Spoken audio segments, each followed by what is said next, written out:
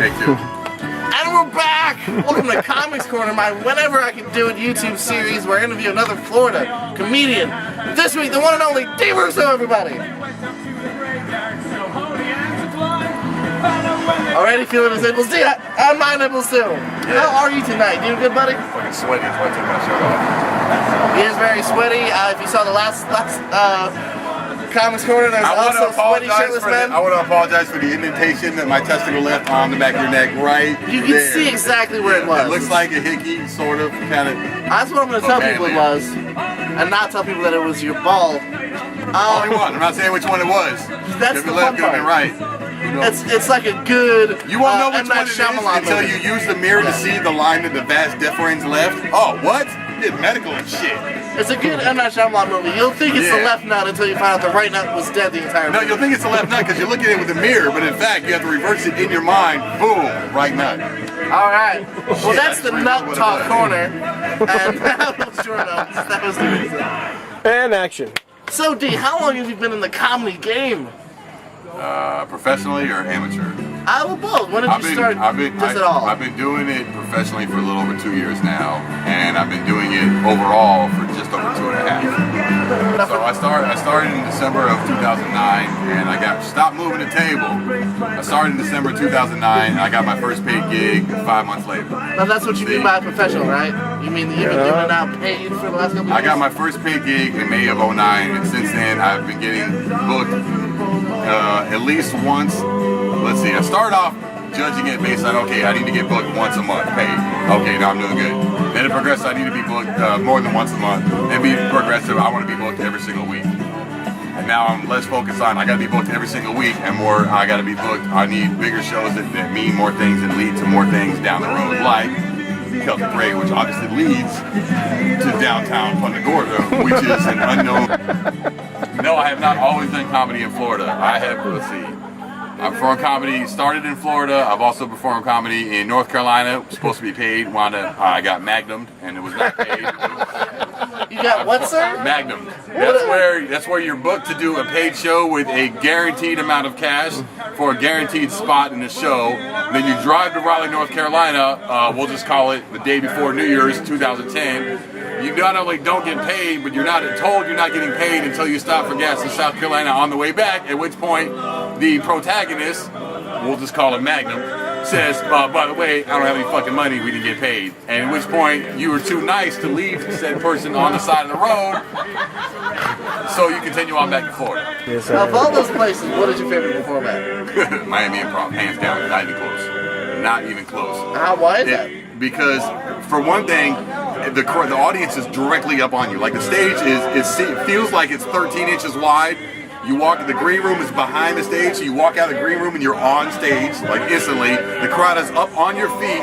The ceilings are only about 9.5, 10 feet high, the low ceilings. So when it's packed, sold out, and a laugh bomb goes off, you literally have to hold your ears because it's too loud.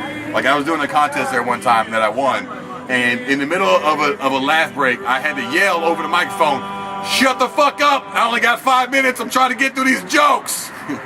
Otherwise, they were gonna keep laughing. I wasn't gonna be able to finish my set. No, that's hands down my favorite venue that I've been to yet. There's been a lot of other ones that are really cool, but Miami Improv is awesome. We're gonna flip that on the other side. You mentioned Miami Improv. Your favorite? What's your least favorite? What was the worst hell gig you got? You don't think I'm really gonna answer that honestly, do you? Why not? Well, I mean, talk about what happened if you don't want to name the place, though. I've been lucky. Like I like doing comedy in a lot of different places. Like I'll do, like, for example, when I lived in Orlando where I started off doing it, I would go to 3, 4, 5, up to 6 open mics in a single night, and only one would be comedy. So I'll be doing open mic and an acoustic open mic, and a poetry open mic, at a bowling alley, like all these weird places. And it's basically just I go up there, and if they're not intending to see comedy and I want to get it done, I force them to pay attention to what's going on. I force myself on the room because without anything else, I have a lot of stage presence. So, for example, I could show up at 1:50 on the night of an acoustic open mic, be the only person to tell jokes the whole night, show up at 1:50 when they close at 1:59 and do 10 minutes worth of comedy, get one heckler, Side note, that doesn't happen very often. I don't get heckled very often. The last time it did happen was when I went to this open mic at the end of the night in Orlando, in wherever the hell I was, Lake Mary or something. I'm the only comedian the whole night.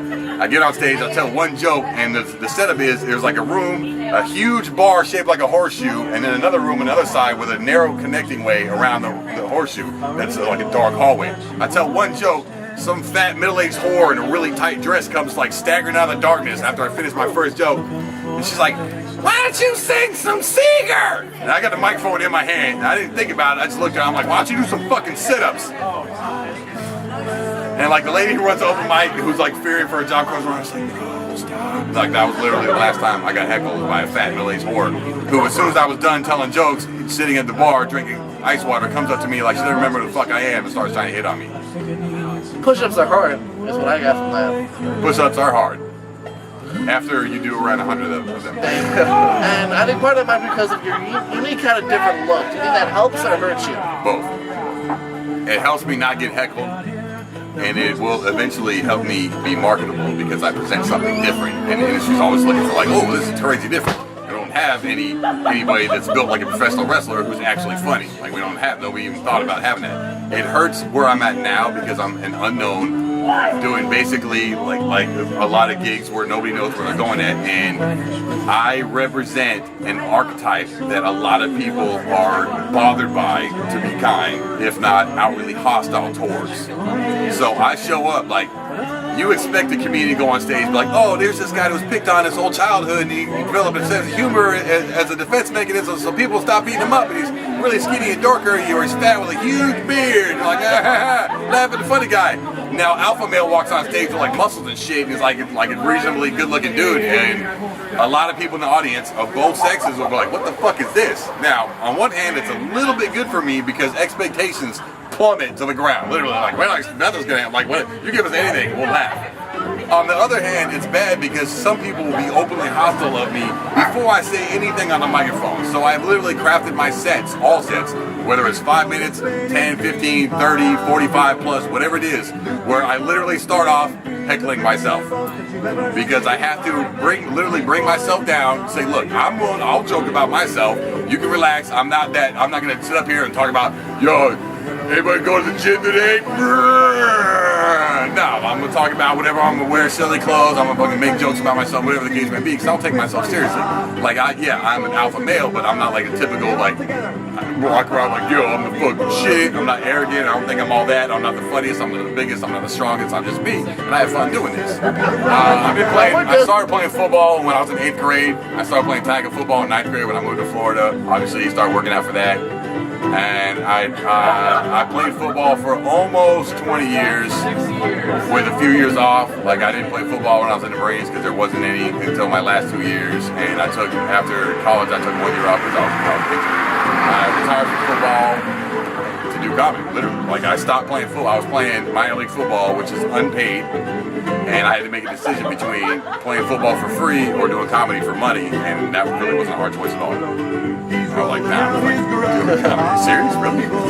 And I had people like on teams trying to recruit me. No, just come out. I'm like, what if I have a show? I'm like, oh, just play whatever games you can. Come. I'm like, no, I'm either all in or I'm all out with something. Like, I can't disrespect myself. And like, I have a certain level of expectation when I play football, and I had to meet that myself, or I just wasn't going to play. And I want that to be the same case. In my opinion, the best comedians in the state of Florida right now, before they leave, is Eric Myers, Ken Miller, Pedro Lima, Ron Hortman from Tampa, Forrest Shaw from South Florida, and John Wynn.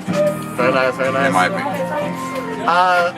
I asked Eric Myers this. I saw you just doing this. Someone wants to get into comedy. They ask you, what do they do? What do you say? I don't know why I reacted that way. No. Nobody has ever asked me, should I get into comedy? Because nobody ever asks, should you get into comedy? No, what do I do to get into Yes, that's the question. Because I remember the moment when I decided, fuck it, I'm doing this. I went to go see Bruce at the Hard Rock Improv. And during the show, it was a Sunday night show. It was sold out. I only got my seat because somebody showed up for their ticket late. And I remember talking to his feature after the show, a guy named Rocco Stowe, and he gave me a lot of really good advice after the show. And that's when during the show, I was like, fuck this, I'm doing this, I want to do this shit. And I'm talking to his feature afterwards, who's been doing comedy, I don't know, 8, 10, 12, however many years. And I'm talking about, I'm like, okay, I decided I want to do comedy, which is how the conversation happens. Nobody's like, do you think I should do comedy? I'm like, fuck no. Or it'd be like one of those things, okay, you have 5 seconds to make me laugh. No, you shouldn't do comedy. That's the same thing as if someone's like, oh, should I do porn?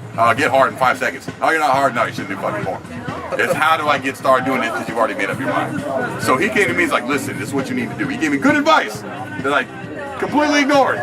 He's like, listen, you need to go as many places as you can and just bomb. He goes, bomb hard everywhere. Go to as many places as you possibly can, bomb everywhere for like 2 years. Bomb everywhere.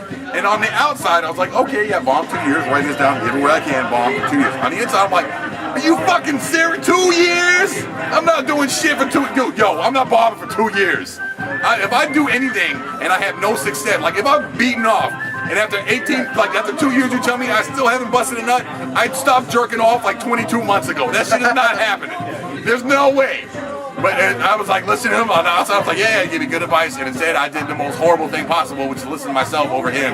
And my first attempt at stand-up went horrifically wrong, to the point where I was fired from my job at the strip club. You have to be pretty fucking bad at comedy to get fired from your job at the strip club where you are the stripper. Why? Because I offended so many women that night. To the point where I had chicks from Naples who drove all the way to Miami throwing ice at me from VIP, and because they'd spent a few $1,000s, they got their way, and like I came off stage and I was on the spot fire. Like, that's it, you're gone. Get your shit, get the fuck out, call me never. That's it, you're gone. So I up and fucking moved to Orlando and started doing comedy again. And then there you go. And then after I like rededicated myself and started taking myself seriously, I got my first paid gig 5 months and 4 days later. Thank you, Craigslist. I was headlining. I did 43 minutes off of set list because I figured fucking Bon Jovi could use the set list. Who the fuck is Bon Jovi? So fuck, I use the set list. I'm a little bit like, I'm big, okay, Hollywood. I have a fucking bone to pick. I'm tired of watching people play superheroes who are fucking scrawny fucks. Alright, and I'm not saying anything about particular roles like Bane, which I would have been perfect for if you just dub over an English accent. Well, Tom Hardy's not scrawny.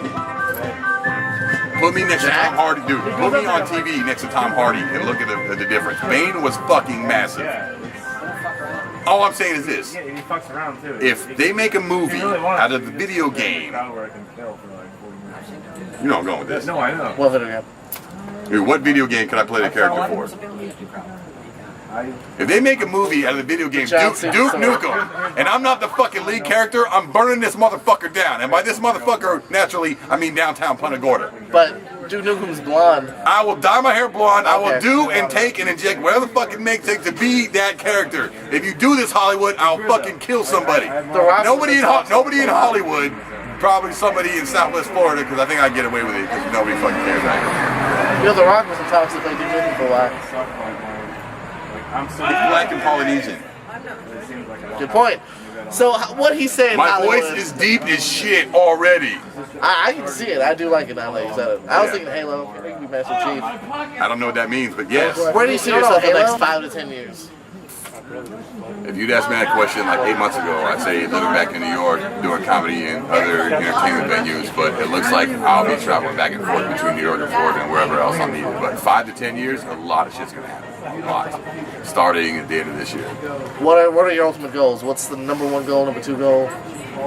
Do you not understand what is be as big as I can, whatever that means. Like I have abstract goals in mind, but I'm not far enough in right now developing myself as a comedian and as an entertainer to say, okay, ironclad, this is what I want. Because who knows what'll come up between now and then. Like, for example, I'd be like, okay, my goal is to headline Caroline's on Broadway for a whole week. And then I get cast as Duke Nukem. And I'm like, holy shit, now this opens up whole another shit. Because literally, that's the way the game works. People want to see TV credits. I've already shot 1 TV show, and hopefully I can get more after that. And I am completely shameless when it comes to my comedy career, which is the focus of everything. So whatever I can do to advance my comedy career, I'm going to do. I don't care if I got to go act on Law & Order SVU. If it helps build my comedy career, I don't care if I'm going to do a guest spot on Jersey Shore. I'll get that retarded midget pregnant again. I know you were the father. I wish I was a father. I would take full custody of the child without even trying. I would be on alimony and child support, and then I could just live, eat, sleep, and breathe comedy on her money. Any last words for the YouTube and the whole worldwide audience? The worldwide audience of literally almost a dozen viewers. Last words? Oh. We once got over 200. Last words, at DRusso97 on Twitter. Last words, people? You see I'm reversing it, right? I'm fucking skilled like SSO97. Shit is If you do DRusso96, it's something totally different. See you tomorrow, guys. Love you. See you tomorrow. So basically, booking for Duke Nukem, booking for all your comedy shows. Thank you for watching. DRusso, everybody. Book me with Eric, because me and Eric Myers is literally the best comedy show. You can buy it for $500 or less. Guaranteed great show. Come sit on our laps. No, not you. Leave. Thank you for watching Comics Going Outro. That's DRusso. Good night, good luck, and go fuck yourselves. Take your medication.